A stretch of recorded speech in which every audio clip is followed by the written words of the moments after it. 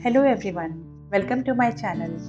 मेरा नाम डॉक्टर अनुराधा सिंह है और मैं गायनेकोलॉजिस्ट हूँ। आज मैं आपको आईयूजीआर के बारे में बताने जा रही हूँ। आईयूजीआर यानी इंट्रा यूट्राइन ग्रोथ रेस्ट्रिक्शन एक ऐसी कंडीशन है जिसमें कि बच्चे का वज़न प्रॉपर नहीं बढ़ रहा होता है गर्भ में, यानी कि बच्चे का वज़न की जो विकास की उसकी दर होती है वो कम होती है अन्य बच्चों के मुकाबले, और उसका वज़न 10th परसेंटाइल से कम होता है। आईयूजीआर के बहुत सारे कारण होते हैं जिसमें कि 3 ग्रुप्स में जिनको डिवाइड किया जा सकता है। पहला है कि गर्भवती महिला से संबंधित कारण, दूसरा है जो शिशु से संबंधित कारण और तीसरा है प्लेसेंटा से संबंधित कारण। तो सबसे पहले आते हैं गर्भवती महिला से संबंधित कारणों पर। अगर गर्भ धारण करते टाइम महिला का वज़न बहुत कम है या वो बहुत कमज़ोर है शारीरिक रूप से, गर्भवती महिला को अगर प्रॉपर पौष्टिक भोजन नहीं मिल रहा हो, उसमें खून की कमी हो यानी एनीमिया हो, गर्भवती महिला को अगर डायबिटीज़ हो तो आईयूजीआर की संभावना बढ़ जाती है।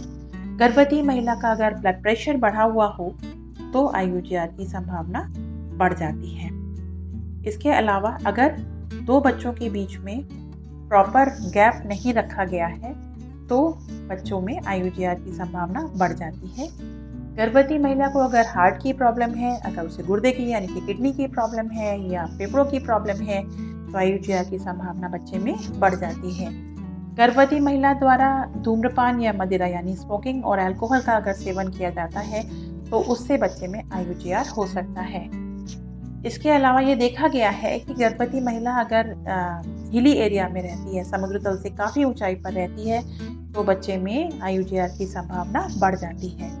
इसके अलावा गर्भवती महिला का अगर यौन संचारित रोग यानी एसटीडी से ग्रसित अगर है महिला तो उसमें आईयूजीआर की संभावनाएं बहुत बढ़ जाती हैं। गर्भस्थ शिशु यानी कि जो बच्चा पेट में पल रहा है उसमें ऐसे कौन कौन से कारण हो सकते हैं जिनकी वजह से उसे आईयूजीआर हो सकता है।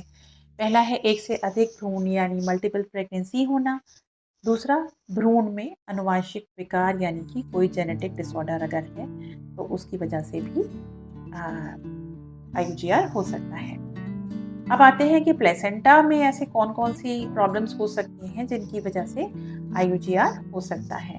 तो उसमें पहला तो यही है कि अगर बच्चेदानी की बनावट यानी यूट्रस की बनावट में कोई प्रॉब्लम हो तो उसकी वजह से प्लेसेंटा ठीक तरीके से प्रॉपर तरीके से नहीं विकास उसका हो पाता है और उसकी वजह से आईयूजीआर होता है। और दूसरा, प्लेसेंटा में समुचित रक्त संचार यानी कि ब्लड फ्लो ना होना, उसकी वजह से आईयूजीआर हो सकता है। अब आईयूजीआर की डायग्नोसिस कैसे बनती है, तो डॉक्टर कैसे समझते हैं कि आईयूजीआर है।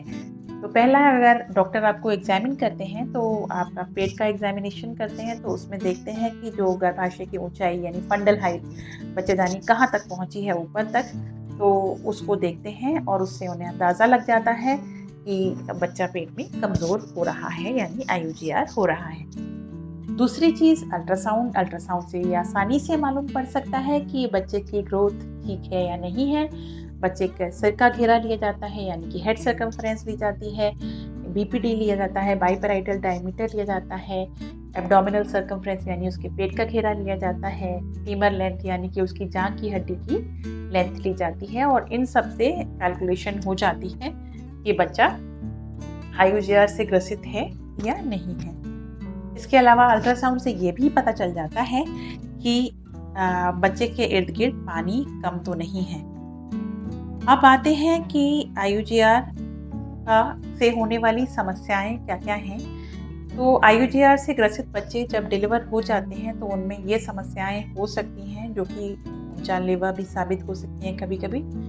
पहला है कि ऑक्सीजन लेवल इन बच्चों में कम हो सकता है। ब्लड शुगर ये बच्चे मेंटेन नहीं कर पाते हैं, शुगर इनकी कम होने लगती है। बॉडी का टेम्परेचर इनका मेंटेन नहीं होता है।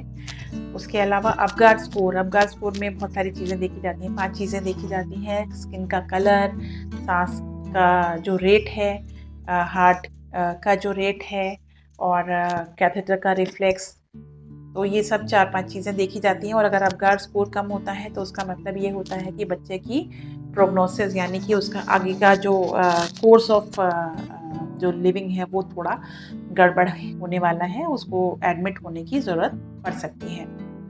बहुत ज़्यादा लाल रक्त कोशिकाएं यानी आरबीसीज का बनना, दूध पीने में दिक्कत होना, नसों से संबंधित समस्याएं होना। अब आते हैं कि आईयूजीआर का ट्रीटमेंट क्या है। अगर गर्भावस्था के 37 हफ्ते पूरे हो चुके हैं और बच्चा बढ़ नहीं रहा है यानी सीवियर आईयूजीआर है तो डिलीवरी कराई जाती है। और अगर बच्चे की धड़कन ज़्यादा प्रॉब्लम कर रही है यानी कि धड़कन बहुत ज़्यादा कम या बहुत ज़्यादा हो रही है, बढ़ रही है और बच्चा बहुत ही ज़्यादा कमज़ोर है तो ऑपरेशन का भी विकल्प होता है।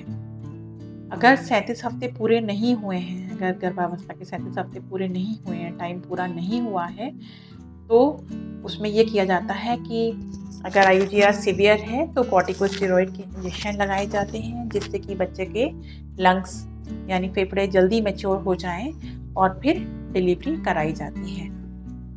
अगर आईयूजीआर सीवियर नहीं है तो निम्नलिखित बातों का ध्यान रखने की सलाह दी जाती है।